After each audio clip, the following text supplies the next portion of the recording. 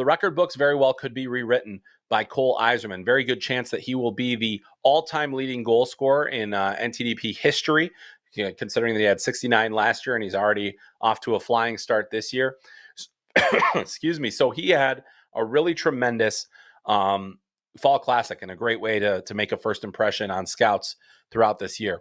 Another player that came into the Fall Classic with exceptionally high expectations was Trevor Connelly, who was one of the top players for Team USA at the Hlinka Gretzky Cup earlier this summer.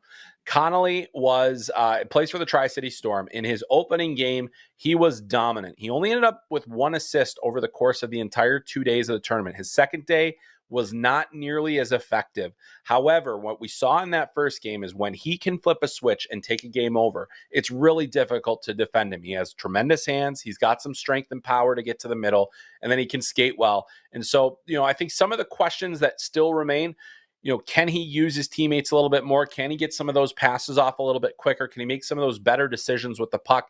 He was holding onto the puck a little bit too long. And while he can do that at this level, you'd like to see him make a few more plays and not have as many end up, either in turnovers or just broken plays that didn't really amount to much. So that's one potential complaint. But this is a player that, I think a lot of teams are very high on in terms of his hockey talent. We've talked a little bit about some of the off-ice stuff in last week's episode that has kind of prevented some of the teams, or 2 weeks ago, that has, kind of prevented some teams to really listing him quite high on their list. They're going to be doing their due diligence on that. But, was sitting around NHL scouts a lot this week, having lots of conversations, and the general thought coming out of that first game that we saw was that Trevor Connelly looks like a high first round pick based on what we saw.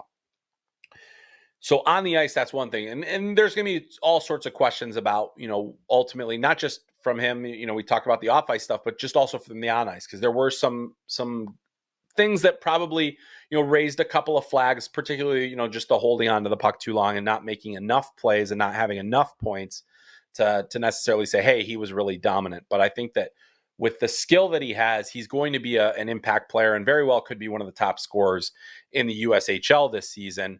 He is committed to Providence College and certainly a player we'll be continuing to watch very closely.